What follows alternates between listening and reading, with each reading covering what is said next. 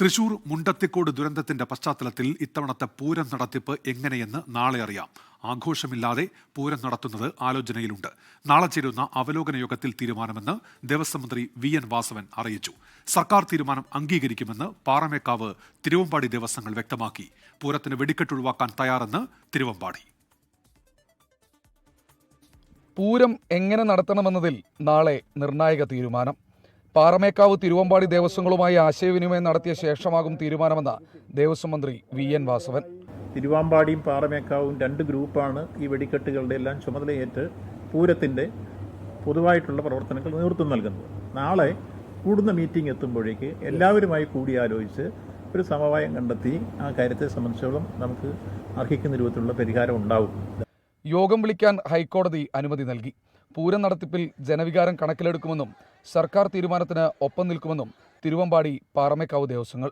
ജനങ്ങളുടെ ഒരു വികാരമുണ്ട് ഇതിൽ അല്ലേ. ഇത്ര ആൾക്കാർ മരിക്കുമ്പോൾ പൊതുജനത്തിൻ്റെ ഒരു വലിയൊരു വികാരമുണ്ട്.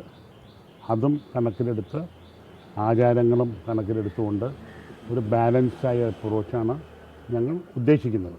പോലീസും സർക്കാരും ഒക്കെ ആലോചിച്ച് മന്ത്രിമാരൊക്കെ ആലോചിച്ചതിന് ശേഷമാണ് അടുത്തൊരു നടപടി ഉണ്ടാവുള്ളൂ.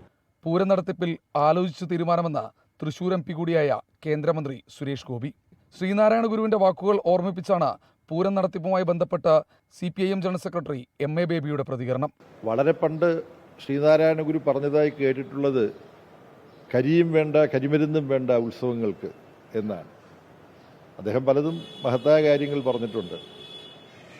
അമ്പലങ്ങൾ ആവശ്യത്തിനുണ്ടായി കഴിഞ്ഞു, ഇനി വേണ്ടത് വിദ്യാഭ്യാസ സ്ഥാപനങ്ങളാണ് എന്ന് അദ്ദേഹം പറഞ്ഞു. അമ്പലങ്ങൾ വേണ്ടെന്ന് അദ്ദേഹം പറഞ്ഞില്ല. വെടിക്കെട്ടിനും ആന എഴുന്നള്ളിപ്പിനുമെതിരെ BJP നേതാവ് R. ശ്രീലേഖ രംഗത്തു വന്നു. ഞായറാഴ്ചയാണ് തൃശൂർ പൂരം. പൂരം ചടങ്ങു മാത്രമായി നടത്താനാണ് ഇപ്പോഴത്തെ ആലോചന.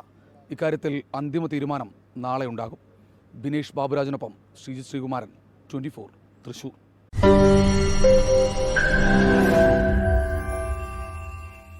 ലോകത്തെവിടെയായാലും ഏത് സമയത്തും 24 വാർത്തകളും ഓഗ്മെന്റഡ് റിയാലിറ്റി പാക്കേജുകളും എക്സ്പ്ലെയിനറുകളും വിശദമായി കാണാൻ ഞങ്ങളുടെ YouTube ചാനൽ നിങ്ങൾക്ക് സബ്സ്ക്രൈബ് ചെയ്യാം.